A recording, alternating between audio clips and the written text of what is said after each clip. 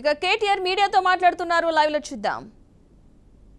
ఆనాడు కిరణ్ కుమార్ రెడ్డి గారు ముఖ్యమంత్రి, ఆయన పిలిచి బతిమలాడిన మమ్మల్ని అందరినీ, మీరు దయచేసి ఒప్పించండి, మీ బొగ్గుగని సంఘాన్ని ఒప్పియండి, దయచేసి వాళ్ళని విరమింపజేయండి, అదేవిధంగా మిగతా సంఘాలతో కూడా మాట్లాడదాం, తెలంగాణ విషయానికి దీనికి ఏం సంబంధం, వాళ్ళని దయచేసి ఒప్పించండి అని చెప్పి వారు ఆనాడు రిక్వెస్ట్ చేసినారు. ఇప్పుడు కూడా నేను అనేది అదే, ఎట్లయితే వైజాగ్ స్టీల్ ప్లాంట్ను ఖతం చేసినరో, ఎట్లయితే క్యాప్టివ్ మైన్ ఇవ్వకుండా ఖతం చేసినరో, అదే ప్రయత్నం ఈరోజు కాంగ్రెస్ బీజేపీ కలిసి చేస్తూ ఉన్నాయి. ఇది తెలంగాణ ప్రజలు అర్థం చేసుకోవాలా. కాంగ్రెస్ ఆనాడు మీరు ఆలోచించండి, మళ్ళీ చెప్తా ఉన్నాను, 16 ఎంపీలతో ఏమవుతుంది అన్నారు. ఇలా 16 ఎంపీలతోని వైజాగ్ స్టీల్ ప్లాంట్ ప్రైవేటీకరణ ఆగింది. కానీ అదే 16 ఎంపీలు 8 పంచి బ్రహ్మాండంగా కాంగ్రెస్కు బీజేపీకి ఇస్తే వాళ్ళు కూడా సింగరేణిని అట్లే నిట్ట నిలువున ఇవాళ నిలువు దోపిడీకి శ్రీకారం చుడుతూ ఉన్నారు.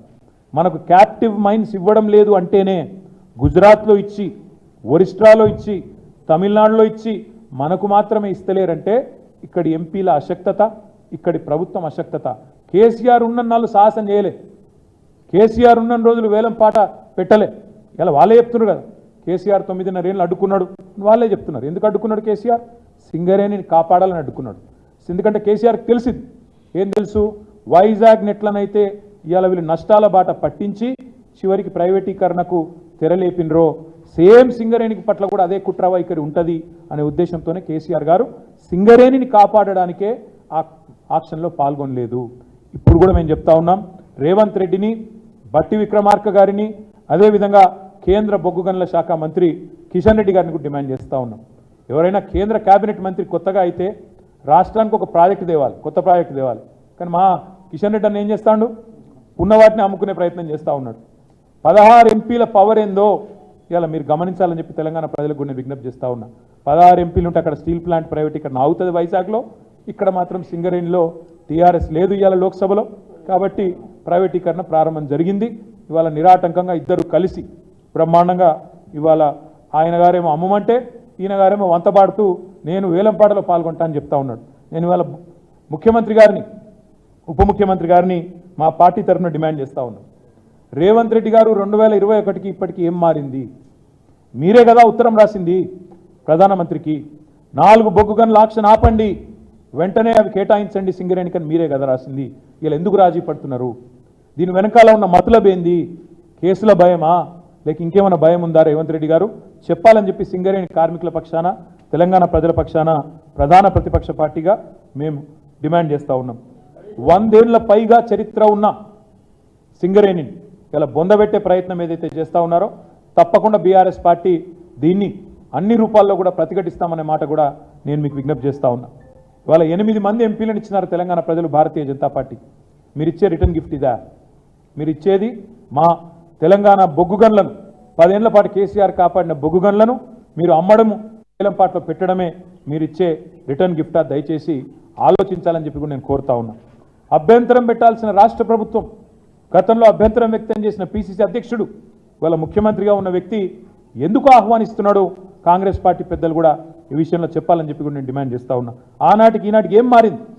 ఏ కారణం చేతి ఇవాళ కాంగ్రెస్ పార్టీ బీజేపీ నిర్ణయానికి వంతపాడుతున్నారు? ముఖ్యంగా స్వయంగా డిప్యూటీ సీఎం గారు ఎందుకు రేపు వేలంపాట్లో పాల్గొంటున్నారో కూడా చెప్పాలని చెప్పి కూడా మేము డిమాండ్ చేస్తూ ఉన్నాం.